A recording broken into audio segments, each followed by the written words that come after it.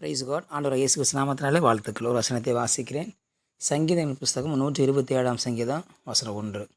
கர்த்தர் வீட்டை கட்டாராகில் அதை கட்டுகளின் பிரயாசம் விருதா.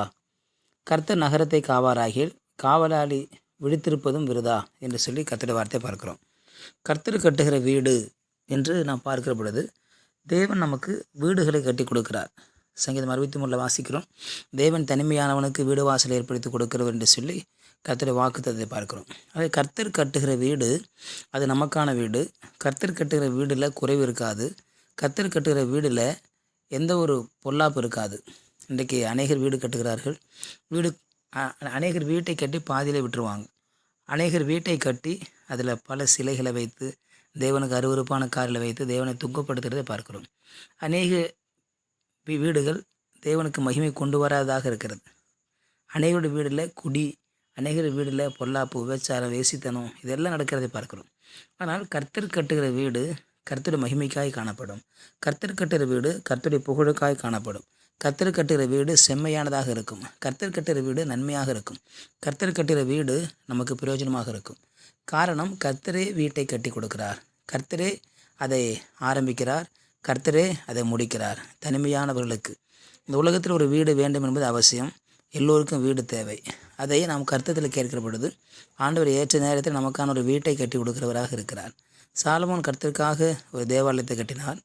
தேவன் அவனுக்காக அநேக வீடுகளை, அநேக அரண்மனைகளை கட்டி கொடுத்தார் என்று சொல்லி பார்க்கிறோம். ஆகவே தேவன் நமக்கான வீட்டை அவர் கட்டி கொடுக்கிறார். அது மாத்திரமல்ல, நகரத்தை எத்தனை பேர் காவலாளிகள் விழித்திருந்தாலும் நகரத்தை காக்க முடியாது. திருடர்களும் பொல்லாதவர்களும் இந்த உலகத்தில் பெருகி இருக்கிறதை பார்க்கிறோம்.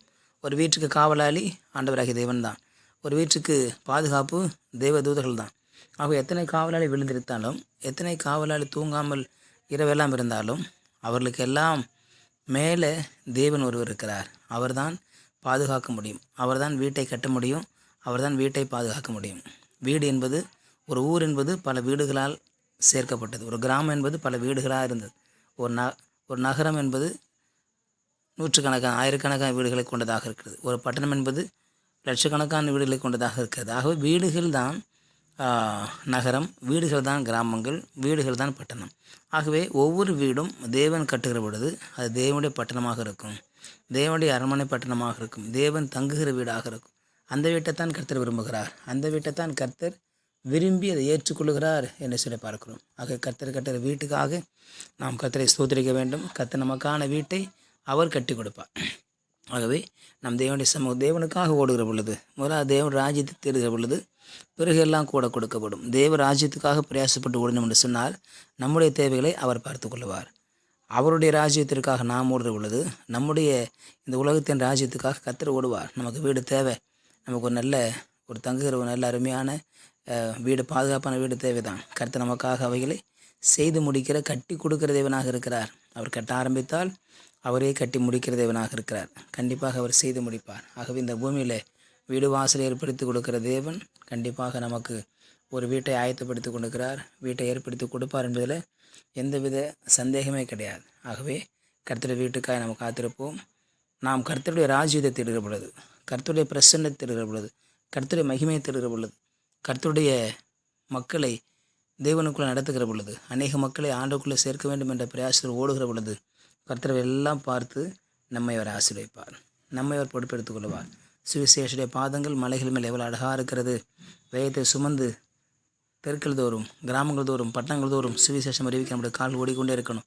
நம்முடைய முழங்கால் ஆண்டு சமயத்தில் முடக்கப்பட வேண்டும். கர்த்தர் ராஜ்யத்தை கட்டுவதற்காக பிரயாசப்பட வேண்டும். அப்படி கர்த்தர் ராஜ்யத்தை நாம் பிரயாசப்பட பொழுது தேவன் நம்முடைய வீட்டை கட்டி கொடுக்க அவர் ஆவலாக இருப்பார். என் மகன் எனக்காக ஓடுகிறானே, என் மகன் எனக்காக பிரயாசப்படுகிறானே என்று சொல்லி நம்முடைய இருதயத்தின் வாஞ்சையை அவர் நிறைவேற்றுவார். நம்முடைய இருதயத்தின் ஏக்கத்தை அவர் நிறைவேற்றுவார். தேவ ராஜ்யத்திற்காக ஓடுவோம். தேவ ராஜ்யத்துக்காக உழைப்போம். தேவன் நம்மையும் நம்முடைய குடும்பத்தையும் ஆசீர்வதித்து நமக்கான ஒரு வீட்டை கட்டி கொடுத்து நம்மை ஆசீர்வதிக்க பண்ணுகிற தேவனாக இருக்கிறார். கர்த்ததாமே நம்மை ஆசீர்வதிப்பாராக. சுபிக்கலாம். பரிசுத்தபிதாவே, நாளுக்காய் ஸ்தோத்திரம் பண்ணுகிறோம். கேட்ட வார்த்தைக்கு நன்றி ஆண்டவரே. இந்த பூமியில் உங்களுடைய பிள்ளைகள் எத்தனை பேர் வீடு இல்லாமல் இருக்கிறதை பார்க்கிறோம். அநேக ஊழியக்காரங்க வாடகை வீட்டில் குடியிருக்கிறாங்க. அநேக விசுவாச மக்கள் வாடகை வீட்டில் குடியிருக்கிறாங்க. ஆனால் ஆண்டவரே, நீர் ஒவ்வொருவருக்கும் ஒரு வீட்டை கட்டி தரும்படியாக சுபிக்கிறப்பா. புறஜாதியில் வீட்டில் ஆண்டவரே ஊழியக்காரலாம் போய் குடியிருக்கிறாங்கப்பா. புறஜாதியில் வீட்டில் விசுவாச மக்கள்லாம் போய் கூடியிருக்காங்கப்பா. அந்த நேரம் மாறின ஆண்டவரே, நீ கொடுத்த வாக்குத்தின்படியாக தேவன் தனிமையானுக்கு வீடு வாசலை ஏற்படுத்தி கொடுக்குற அந்த வாக்குத்தின்படியாக நிறைய வீடு வாசலை ஏற்படுத்தி கொடுக்கும்படியாக ஜெபிக்கிறோம். உங்களுடைய கருத்தில் தாழ்த்தி ஒப்பு கொடுக்குறோம். இயேசுவின் நாம ஜெபிக்க நல்ல பிதாவே. ஆமேன், ஆமேன். You will be succeeded.